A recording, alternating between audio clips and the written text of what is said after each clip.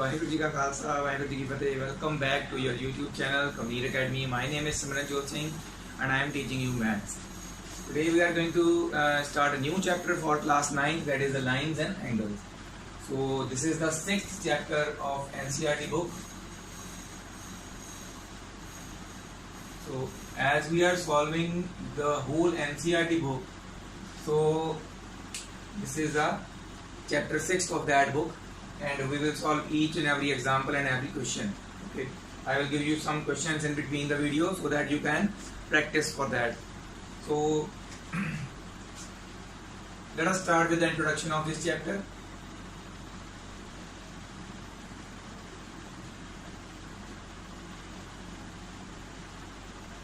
Lines and angles, जैसे कि आपको पता चल रहा है इसमें हम लाइन्स और एंगल्स की बात करने वाले हैं.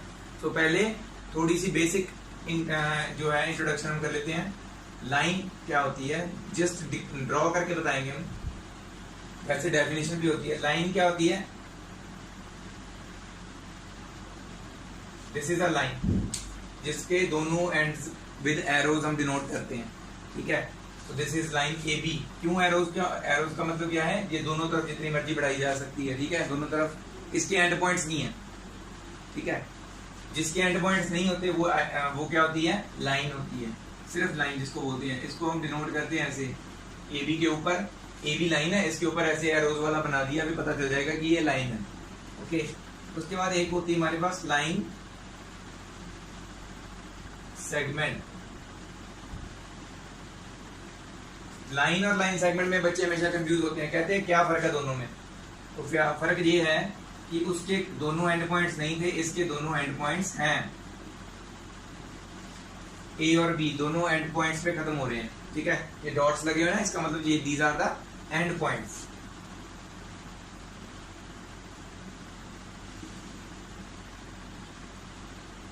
ओके, इसके नो एंड पॉइंट्स. जिसके एंड पॉइंट नहीं होते वो क्या होती? लाइन. इसके होते हैं वो होती है लाइन सेगमेंट. दोनों एंड पॉइंट्स होने चाहिए. इसको हम जस्ट ऐसे ए बी लिख देते हैं बस. जहां पर कई बार क्या है ऐसे लाइन डाल देते हैं, उससे भी पता चलता है. सिर्फ ए बी लिख दोगे तब भी लाइन सेगमेंट मानी जाएगी. ए बी के ऊपर ऐसे डाल दोगे लाइन तो भी लाइन सेगमेंट मानी जाएगी. उसके बाद आती है हमारे पास रे. रे is the combination of line and line segment. कैसे? इसका एक एंड पॉइंट होता है, एक नहीं होता. It has one and point.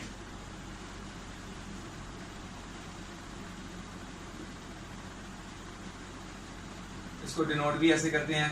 तो इसको अगर हम ए बी लिखेंगे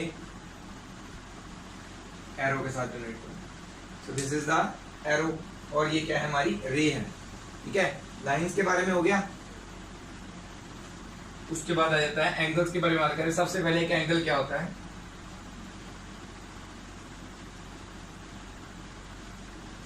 एंगल बेसिकली क्या होता है? It is the combination of two rays having, दो रेज का कॉम्बिनेशन होता है different.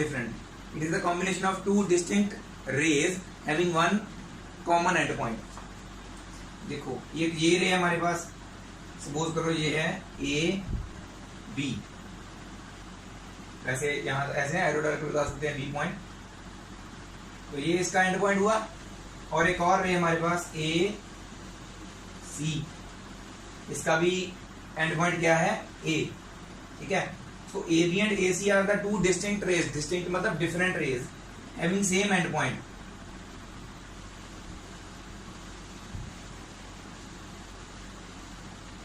When two rays start from the same end point, या फिर the two different rays, if two different rays have same end point, then it forms an angle. So this is the angle formed by them. Okay, या फिर पिछला वाला भी हो सकता है. तो that depends भी हम कौन सा देख रहे हैं. तो एंगल जो है ये हम मान लेते हैं this is the x angle.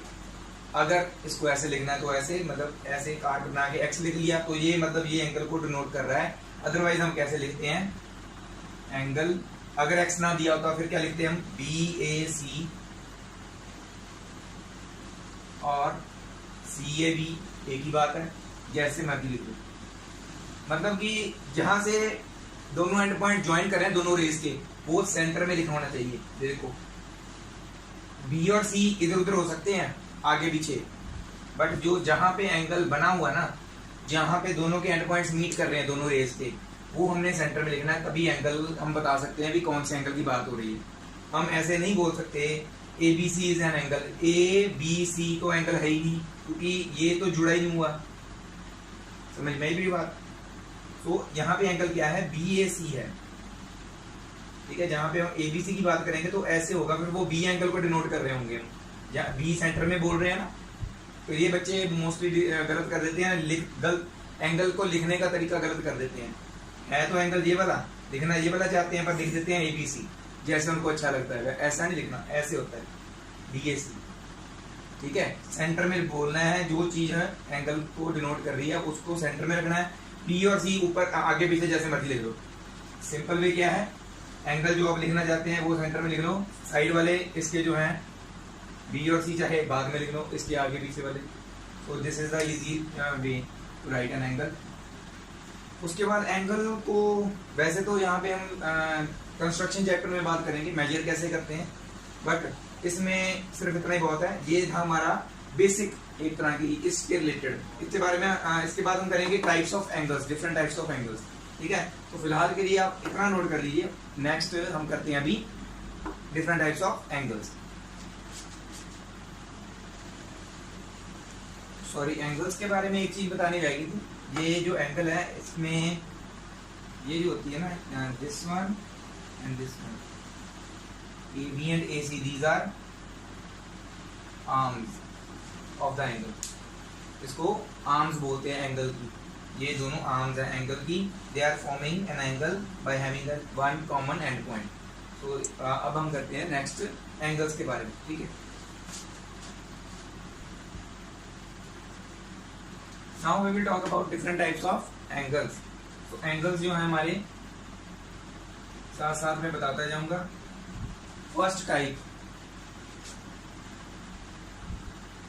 Acute angles. Acute angles कौन से होते हैं, नहीं ऐसे ही बनाओगे ना जो इजी याद भी हो जाएगा। एक्यूट एंगल्स ऐसे कोई भी एक एंगल है, मान लो एंगल एक्स की बात कर रहे हैं, कोई रेस का नाम नहीं दिया मैंने, ठीक है। वो एंगल्स जो the angles that is between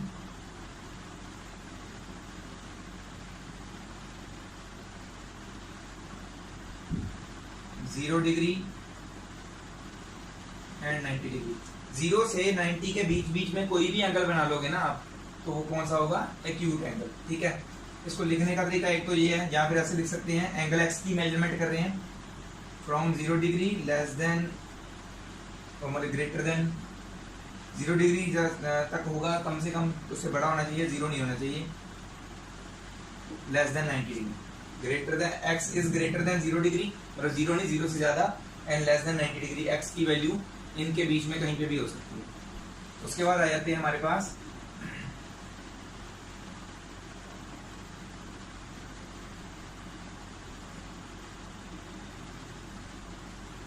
right angle. Right angle कौन सा होता है,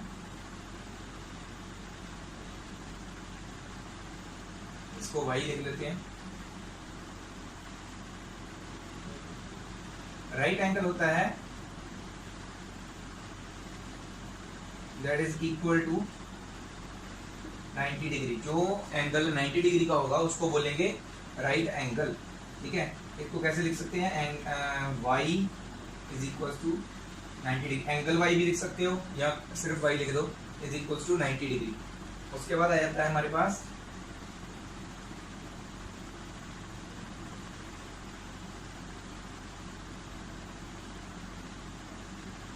obtuse angle. Obtuse angle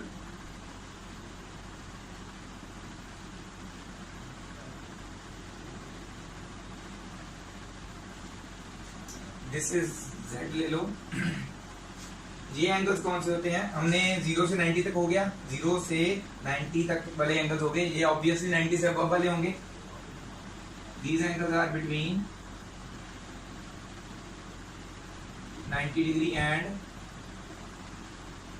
180 degree, ठीक है। 90 से 180 के बीच में जितने भी एंगल्स होंगे ना वो कौन से होंगे, ऑब्ट्यूज एंगल्स। इसको लिखने का तरीका 90 डिग्री से ग्रेटर देन होगा z या फिर 180 से लेस होगा।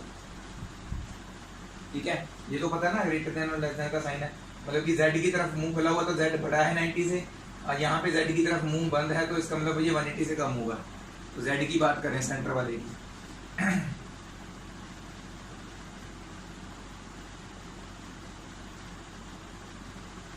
ऑब्ट्यूज एंगल के बाद हमने पहले क्या बात की थी, 0 से 90 वाले की बात की थी बीच बीच वाले में, फिर हमने 90 वाले की बात की थी, फिर हमने 90 से 180 के बीच वाले की बात की। अब कौन सा होगा, 180 वाला, तो उसको बोलते हैं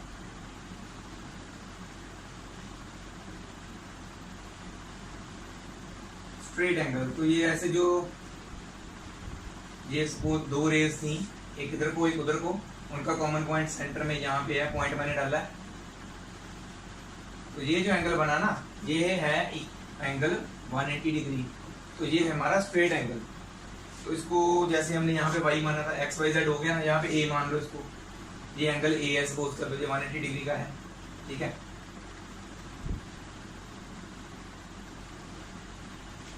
ये कौन सा होगा, इक्वल टू 180 डिग्री जो होगा वो कौन सा होगा, straight angle. Angle a is equal to 180 degree. Angle डाल दो, वैसे इजी रहता है थोड़ा सा, जब वेरिएबल का बता रहे हैं ना कौन सा, तो एंगल डाल लेना चाहिए वैसे। नेक्स्ट आ जाता है हमारे पास स्ट्रेट एंगल हो गया, उसके बाद 180 के बाद वाले की बात करेंगे।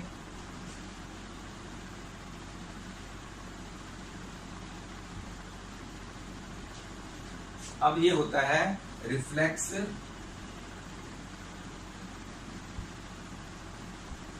एंगल। रिफ्लेक्स एंगल आ गया इसके बाद, जो 180 से लेके 360 के बीच बीच में होंगे ना वो सारे क्या होंगे, रिफ्लेक्स एंगल। थोड़ा नीचे यहाँ पे मैं बनाने वाला उसको, मतलब कि सपोज करो यही एंगल ये जो हमने बनाया था, अब इसके पिछले वाला पार्ट 180 से बड़ा चाहिए ना हमें, तो ये है इसका बैक पार्ट, ए हो गया, ये बी मान लो, this is the angle B. ठीक है, जो पिछला पार्ट है। ओके, तो एंगल बी है जो, that is should be between 180 and 360। 180 से 360 के बीच बीच में होना चाहिए, वो सारा क्या होगा, reflex angle. Okay, reflex angle, तो ये हो गया हमारा, हाँ ऐसे देखेंगे इसको, ये बी है ना एंगल, ये होगा 180 से 360 के बीच में। 1 2 3 4 5 एक एंगल और है, हमने सभी की बात की ना अभी तक, 180 की बात की, 360 की भी तो बात करेंगे ना। तो वो जो एंगल होता है मैं ऊपर लिखने वाला हूँ उसको, क्योंकि जगह नहीं बची, तो आपने कॉपी में सही लिखना है, तो मैं ऊपर लिखने वाला हूँ। ये जो होता है इसको क्या कौन सा एंगल बोलते हैं,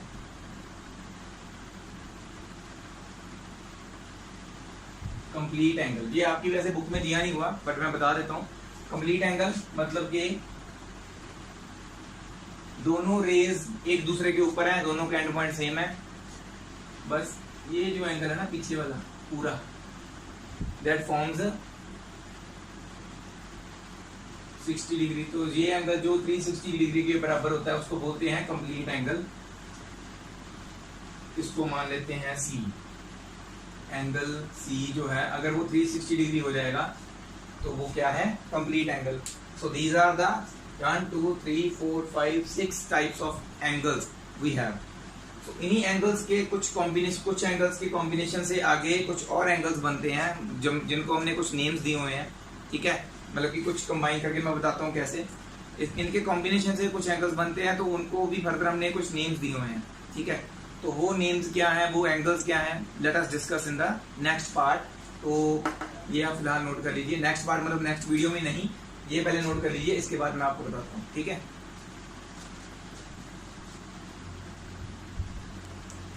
सो some more types of angles, ये एंगल्स की ही तरह की टाइप है बट क्या है, just combination of some angles के साथ इसको बनाते हैं। फ्रॉम 6th क्लास ये शुरू हो जाता है वैसे, बट बच्चों को कभी भी क्लियर नहीं हो पाता कि कौन से एडजेसेंट एंगल, कौन सा लीनियर पेयर ऑफ एंगल और वर्टिकली ऑपोजिट। कई बार बहुत बार बच्चे गलत कर देते हैं। तो इसको ध्यान से समझिए, 6th क्लास के बच्चे भी इसको देख सकते हैं। हालांकि हम कर रहे हैं 9th क्लास के लिए, but 6th class, 7th, 8th and 9th कोई भी क्लास के बच्चे हो, अगर इनको कोई दिक्कत आ रही है कि कौन से टाइप के एंगल कैसे करने हैं, तो वहां से आप वो बच्चे भी देख सकते हैं जो 6th में पढ़ते हैं। तो let us talk about adjacent angles. Adjacent means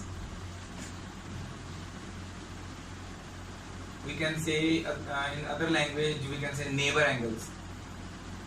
Neighbors क्या होते हैं?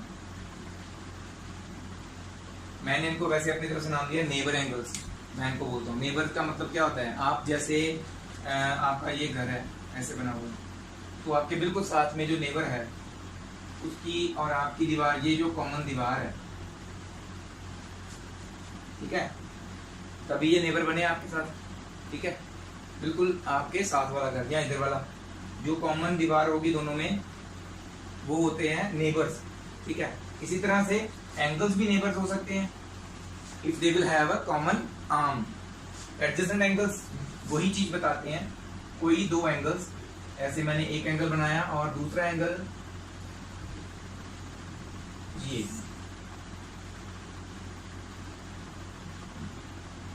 नेम्स दे लेते हैं इसको ए बी सी और ये सपोज करो डी। तो हमारे पास यहाँ पे दो एंगल्स हैं, एक ए बी सी और एक सी बी डी है। इन दोनों में ये जो एक कॉमन आर्म है ना, कॉमन दीवार, जैसे मैंने नेबर एंगल्स बोला था, any two angles that are having a common arm, these are the non common arms.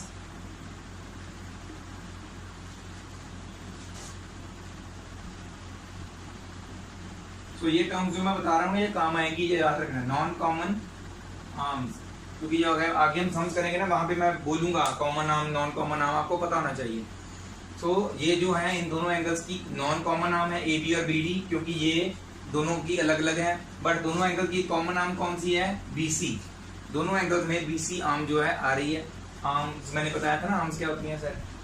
तो जो एंगल्स की एक कॉमन आर्म होगी, कोई भी दो एंगल्स की कोई एक कॉमन आर्म, देन वो दोनों एंगल्स क्या होंगे, एडजेसेंट एंगल्स, और we can say the neighbour angles, okay.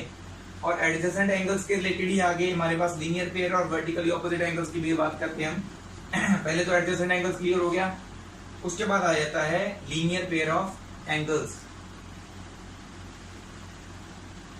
वो एडजेसेंट एंगल्स, मतलब कि एडजेसेंट एंगल्स की ही बात होगी इसमें भी। In linear pair of angles we will also have adjacent angles, but what type of adjacent angles?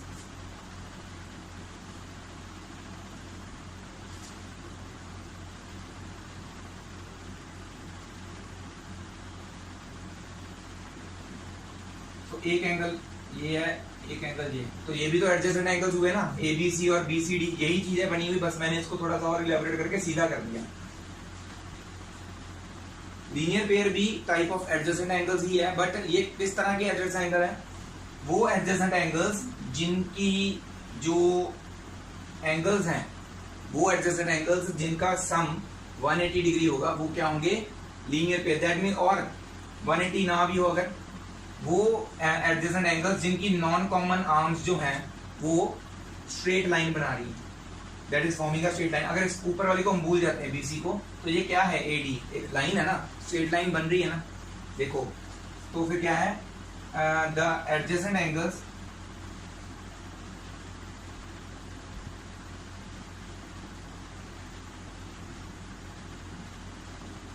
in which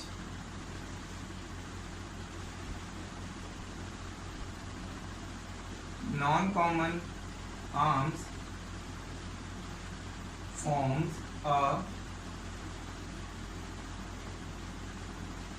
straight line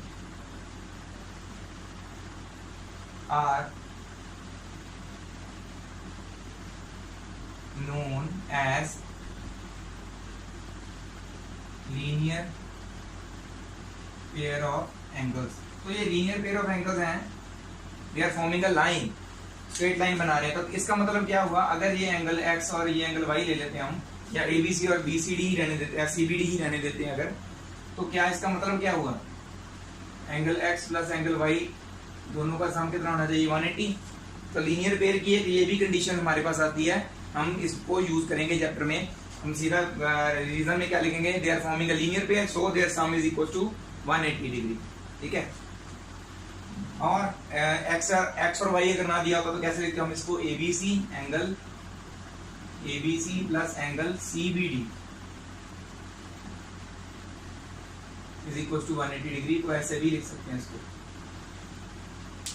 ठीक है, अभी सिर्फ लीनियर पेयर ऑफ एंगल्स की बात हुई और एडजेसेंट एंगल्स की बात हुई है। ठीक है, हमारे पास एंगल्स वर्टिकली ऑपोजिट की बात के बाद में बात करते हैं। हमारे पास दो टाइप्स के एंगल्स और होते हैं, उसका नाम क्या होता है, ये भी हमने छोटी क्लासेस में पढ़े हुए हैं, बट बच्चे क्या है भूल जाते हैं। कॉम्प्लीमेंट्री एंगल्स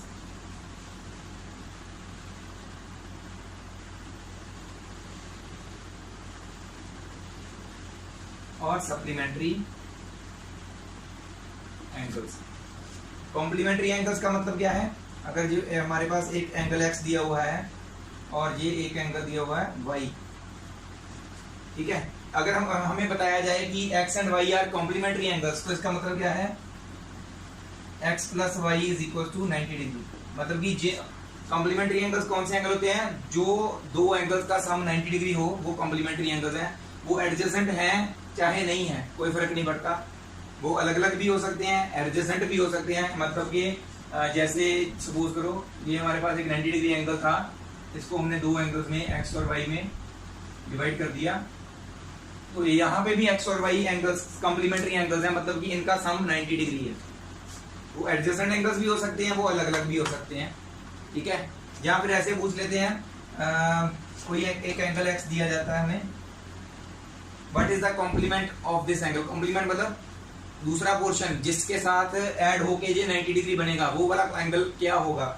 तो हमें अगर नहीं पता तो हम क्या लेंगे, जैसे हमें पता है कि यहाँ 0 डिग्री से 90 डिग्री ऐसे चल रहा है ना, हमें 30 डिग्री दिया होगा। अगर हमें दूसरा एंगल नहीं पता तो हम कैसे निकालेंगे, 90 में से 30 माइनस करेंगे तो हमें पता चल जाएगा कि ये 60 है, 90 में से 30 माइनस करके, है ना। मतलब इस 30 डिग्री का कॉम्प्लीमेंट एंगल हम ऐसे फाइंड आउट करेंगे, 90 में से 30 को माइनस कर दिया तो हमें पता चल गया 60 डिग्री इसका कॉम्प्लीमेंट एंगल होगा। कॉम्प्लीमेंट एंगल का मतलब फिर इन दोनों का सम 90 डिग्री होगा।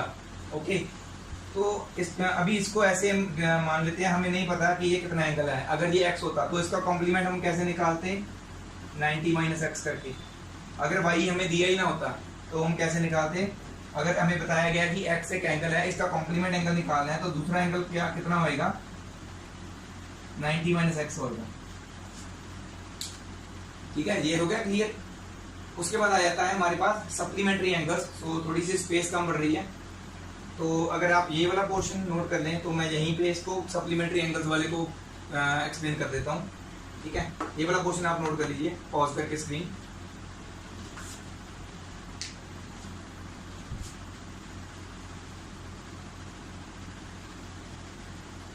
हाँ जी, मैं आपको स्टार्टिंग में बताना भूल गया, फिर से मैं बोल देता हूँ। वैसे तो हर वीडियो में बोलता हूँ मैं। कोई भी डाउट अगर आपको कहीं पे भी आ रहा है, this is my WhatsApp number, you can message me on that, take the screenshot, circle that thing you want to ask, and then you can, or directly you can call me, sir, and I have sent you the screenshot and please tell me what is going on there, so I will explain it to you. So let us talk about supplementary angles. तो जैसे मैंने पहले बताया था, complementary angles क्या होते हैं, वो एंगल्स जिनका सम 90 डिग्री होता है। तो सप्लीमेंट्री एंगल्स क्या होते हैं, वो एंगल्स जिनका सम 180 होता है। मतलब कि तो दो अलग अलग एंगल्स भी हो सकते हैं, अलग अलग जगह पे बने हुए हैं। एक्स और वाई हमें बताया गया अभी दोनों सप्लीमेंट्री एंगल्स है, तो इनका सम 180 है। ऐसे ही ये भी सप्लीमेंट्री हुआ है ना।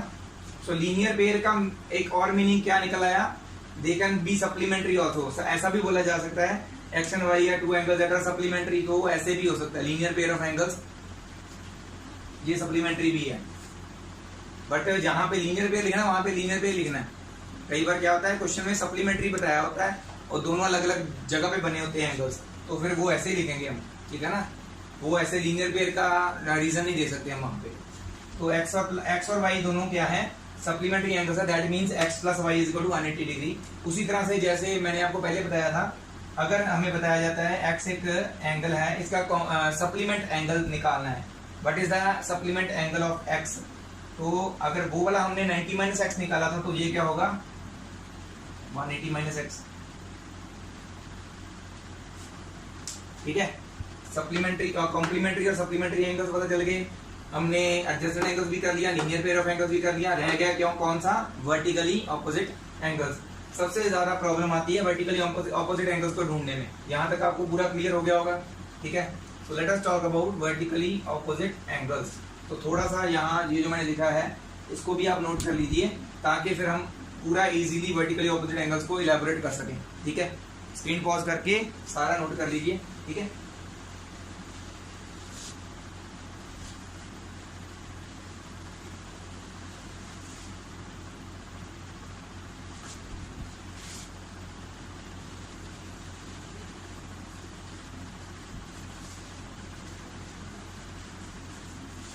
चलिए अब बात करते हैं हम वर्टिकली ऑपोजिट एंगल्स के बारे में।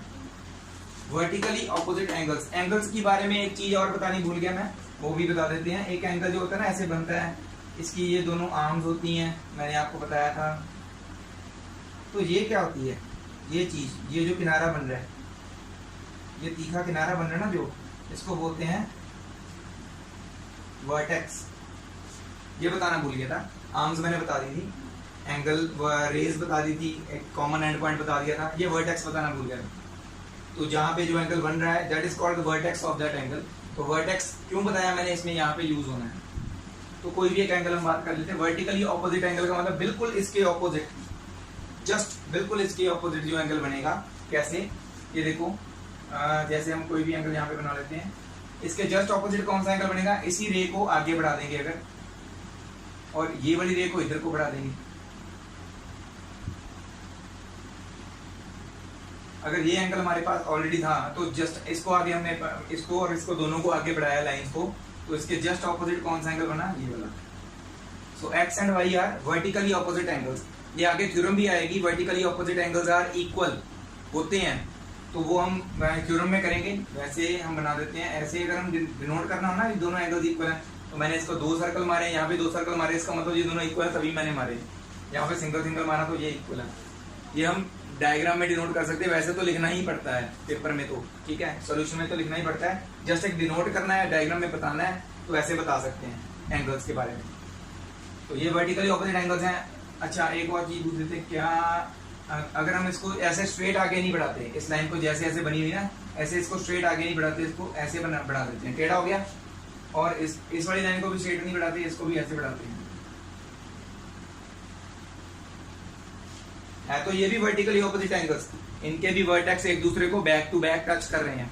वर्टेक्स, दोनों एंगल्स के वर्टेक्स एक दूसरे को बैक टू बैक टच कर रहे हैं, बट ये जो एंगल्स हैं ये इक्वल नहीं है। Vertically opposite angles are equal when, कब इक्वल होते हैं, जब ऐसे पूरा एक क्रॉस बज रहा हो, पूरा क्रॉस, ये वाला और ये वाला एंगल इक्वल होंगे, और ये वाला और ये वाला एंगल इक्वल होंगे, क्रॉस बज रहा हो। ठीक है, ऐसे लिखना है, ये वाला ऐसे, ये दोनों एंगल्स और ये दोनों एंगल्स, जब पूरा क्रॉस बज रहा होगा, ये वाला देखो, ये दोनों एंगल, ये वाला और ये वाला, ये दोनों इक्वल है, और ये वाले भी, ये दोनों। ये बच्चे हमेशा गलती करते हैं, ये ऐसे ना, कोई कहीं किसी फिगर में ऐसे 2 एंगल्स बने होते हैं तो इनको इक्वल लिख देते हैं, बट ये इक्वल नहीं है, वर्टिकली ऑपोजिट हैं, they are vertically opposite but they are not equal. समझ में आई बात?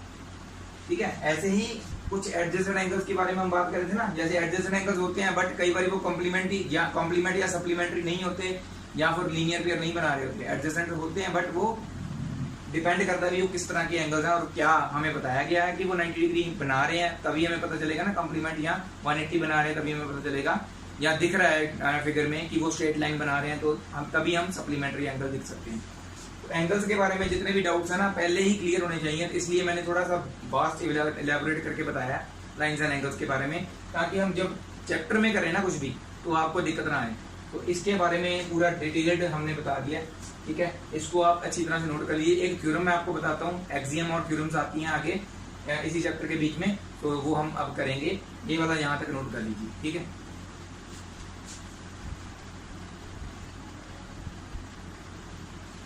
नेक्स्ट हमारे पास आती है एक्सियम 6.1 एंड 6.2। आज हमारी जो वीडियो है लगता है इंट्रोडक्शन पे ही खत्म होगी। एग्जांपल्स और एक्सरसाइज हम नेक्स्ट वीडियो में कर पाएंगे, क्योंकि ये ऑलरेडी 30 मिनट्स तक पहुंच चुकी है। सो देखते हैं एक्सियम 6.5 क्या है। If a ray stands on a line then the sum of two adjacent angles so formed is 180 degree. तो एक लाइन के ऊपर, ये हम लाइन बना लेते हैं। इफ अ रे मतलब वो जिसका एक एंड पॉइंट होता है। स्टैंड मतलब एक लाइन के ऊपर खड़ी हो रही है, तो टेढ़ी भी हो सकती है, सीधी भी हो सकती है। तो ये एक रे है, हमने इस लाइन के ऊपर खड़ी कर दी, स्टैंड, ठीक है ना।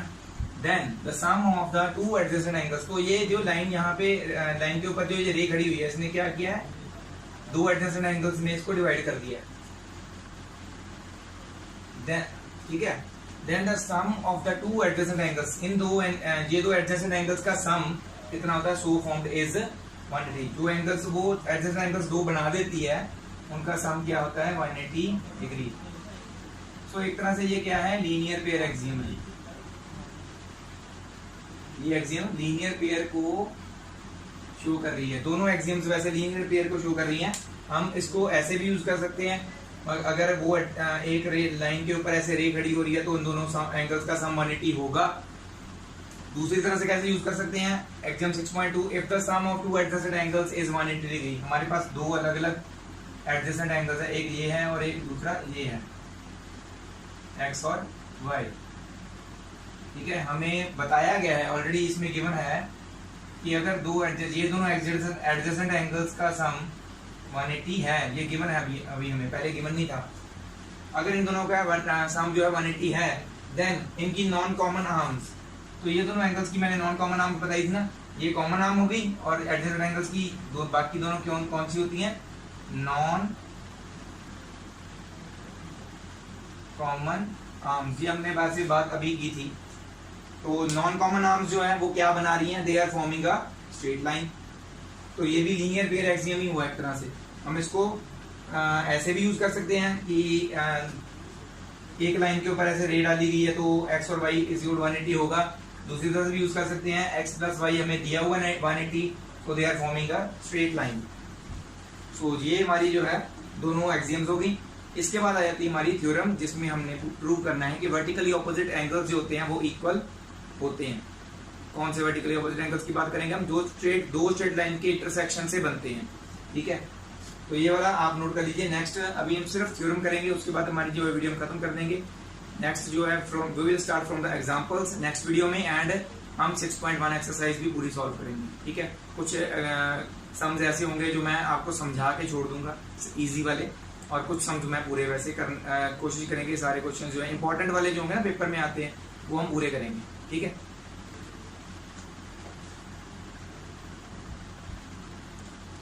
सो आज की हमारी जो लास्ट, एक तरह से देखा जाए इस वीडियो का लास्ट टॉपिक थ्योरम 6.1।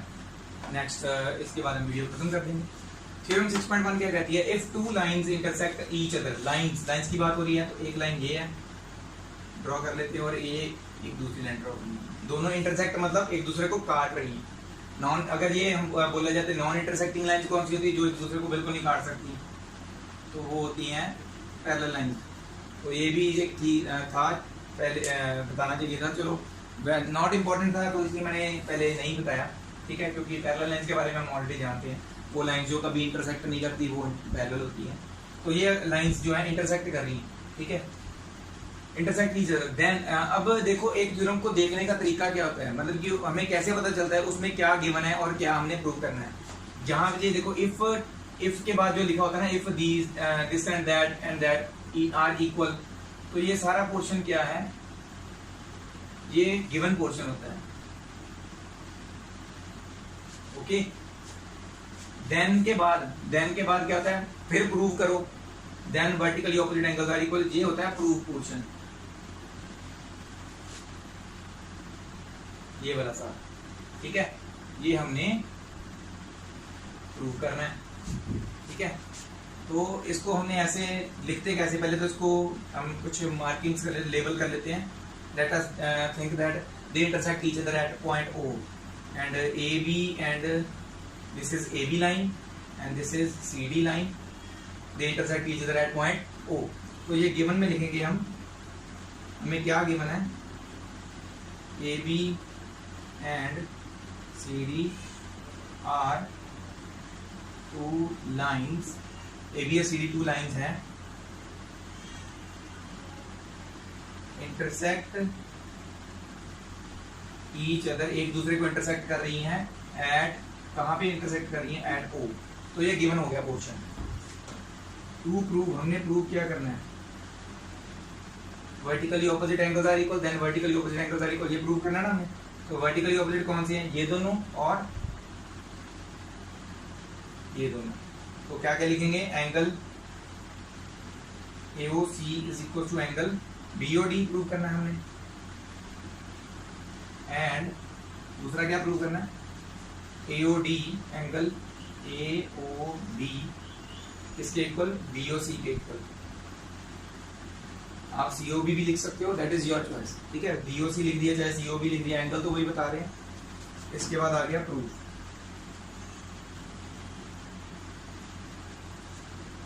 तो एक्सियम जो हमने पहले दो किए हैं, एक्सियम 6.1 और 6.2, वो हम यूज करेंगे।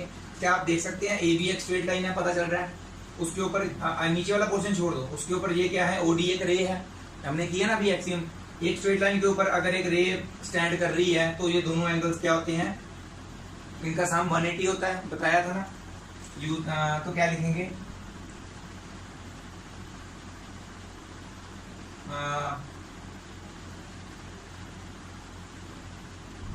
since AB is a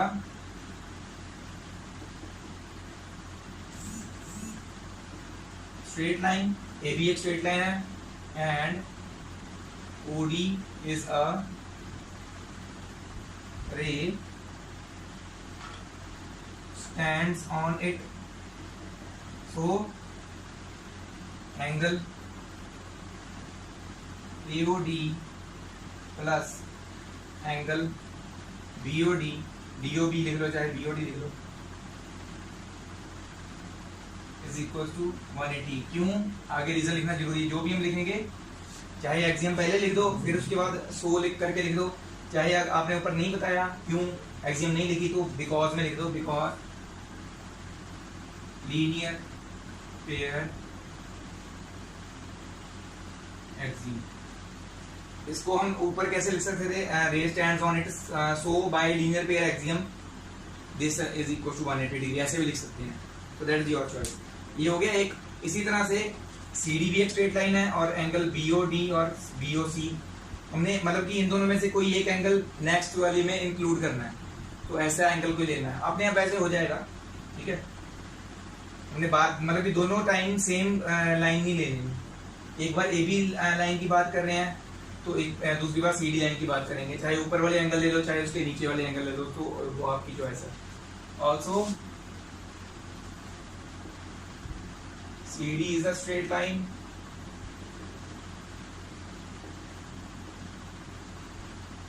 and CD एक स्ट्रेट लाइन है। इसके ऊपर हमने चाहे ये वाली रे की बात करें चाहे वो वाली रे की बात करें, आपकी चॉइस है।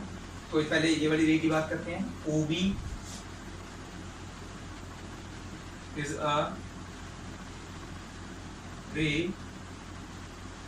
stands on it, तो फिर क्या है? एंगल BOD प्लस BOC क्या होगा?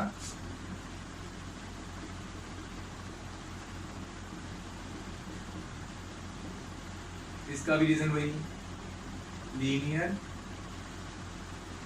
Pair axiom. आप पूरा लिख देना, मैंने सिर्फ ये लिख दिया BOD, और सॉरी दोनों लिख दिए मैंने, BOD BOC आना था यहाँ। तो देखो जस्ट इनमें से कुछ आप देख सकते हैं कैसे होगा, मैं बताता हूँ। दोनों इक्वेशंस को सब्ट्रैक्ट कर दीजिए, ठीक है। यहाँ पे सब्ट्रैक्ट करने की जरूरत नहीं है। इनके इसके राइट हैंड साइड पे 180 है, इसके भी राइट हैंड साइड पे 180 है, तो इनकी लेफ्ट हैंड साइड से बराबर होंगी।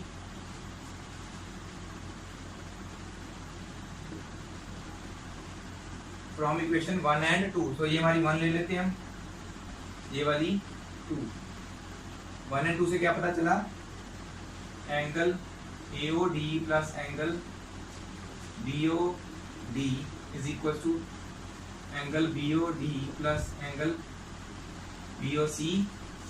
ओके, BOD इधर भी है, इधर भी है। अगर ये इसको इधर लेके आएंगे माइनस का हो जाएगा, कट हो जाएंगे, तो ऐसे ही काट देते हैं इसको सीधा ही। तो बचाएगा दोनों तरफ एंगल AOD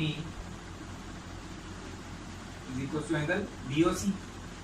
एक चीज है देखो, AOD is equal to BOC हो गया प्रूव, एक चीज हो गई। Similarly we can write that, जैसे हमने इसको लिखा ना AOD plus BOD is equal to 180 degree, है ना। इसके AB लाइन के दूसरी तरफ क्या है, AOC और BOC, ये भी लिख सकते हैं ना, equal to 180 degree. Similarly we can write that angle AOC plus angle BOC is equal to 180, equation third. मतलब कि अब हमने जो लाइंस के एक एक पार्ट ऊपर वाला, जैसे AB लाइन का ऊपर वाला पोर्शन यूज किया था और CD लाइन का भी ऊपर वाला पोर्शन, नीचे वाला पोर्शन यूज किया था। अब जो रह गया उनका वो वाला पोर्शन यूज करके ये दोनों भी इक्वल प्रूव कर देने हैं। And similarly we can write that AOC और BOC 180 डिग्री है। तो इसको अब कंपेयर कर लेते हैं, AOC और BOC इसके साथ कंपेयर कर लो, ठीक है। Equation 2 and 3 from equation 2 and 3 angle ये वाला AOC plus angle BOC is equal to angle BOD plus BOC। ये दोनों में BOC सेम है, इधर आएगा माइनस का हो जाएगा। AOC is equal to angle BOD। तो ये था हमारा प्रूफ जो हमने करना था। AOD is equal to BOC, AOC is equal to BOD, दोनों वर्टिकली ऑपोजिट एंगल्स हैं और वो इक्वल हैं। तो ये हमारी थ्योरम जो है यहाँ पे खत्म होती है और हमारी वीडियो भी।